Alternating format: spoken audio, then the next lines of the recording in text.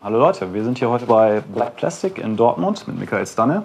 Wir haben gerade schon ein wenig durch den Laden gewühlt, das seht ihr auf unserer nächsten DVD und wollen jetzt aber ein bisschen mit Mikael noch über Vinyl sprechen. What do you think, how big is your collection? Oh, I haven't counted, but it's enough so that I don't have room for it in my apartment. So I keep most of it in my attic, you know.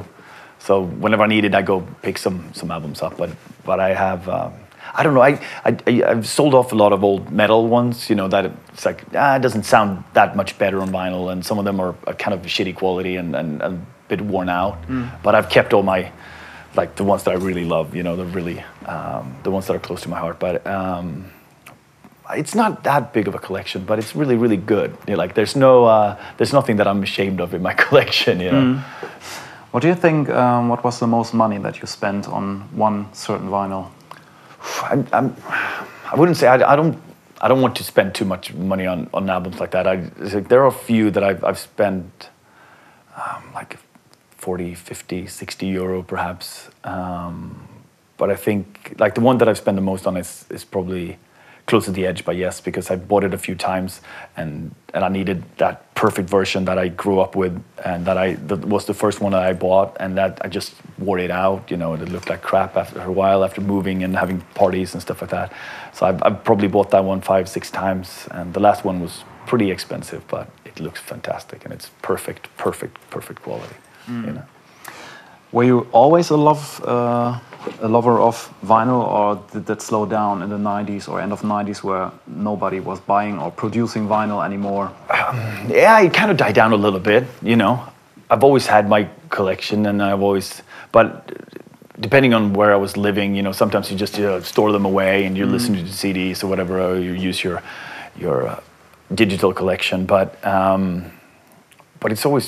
we've always wanted to release vinyl as well, because we know there are collectors out there. So every single Tranquillity release is available on vinyl, and it always have and always will, I think.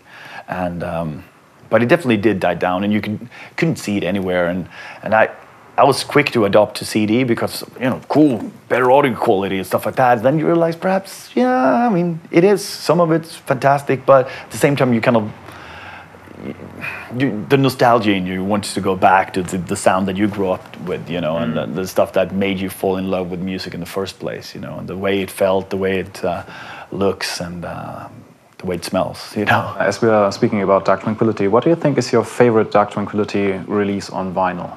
Oh, it actually has to be our live album, Where Death is Mostly Live, that came out on 4 vinyl records. So it's the biggest pack. I mean, I rarely see that kind of big package, but it's actually a gatefold, but it has two albums in each folder, so it's huge, and it looks so cool, and it sounds fantastic. Like, it's really, really cool. And some other labels nowadays produce you know, records which have 9 songs and are put out on a double vinyl. So what do you think about this? It's like a trend nowadays, I think. Yeah, and it's good. I mean, the better the audio quality, good 180-gram vinyl sounds better than the crappy ones that I used to buy, you know? So I'm all for it. I'm all for it. And it's the same way when I buy CDs. And nowadays, part of the trend is that to release on Blu-ray to get this higher fidelity and higher sound quality, and I love that too. So the better,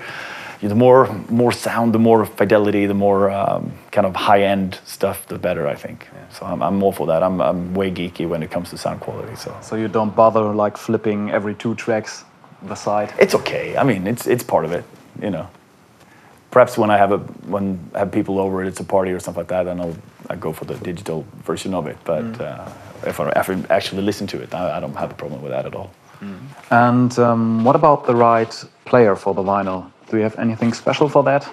Well, I have a Denon one, and it's pretty damn good. I didn't spend too much on it. I mean, it's not ridiculously expensive. It's not like the really, really fancy, heavy ones that I see in my hi-fi magazines and stuff like that. But I think I spend more money on amplifier and speakers than I did on the actual vinyl player. But it's important. It's really good. The needle is fantastic, and it's heavy, and it totally works every single time. And I never really scratched or destroyed any of my records, and So I'm pretty happy with it, and I've upgraded a few times in the last couple of years, and it just keeps getting better. Okay, so then we have it. Thank you very much. Cool. Awesome. And enjoy your time here. Yes.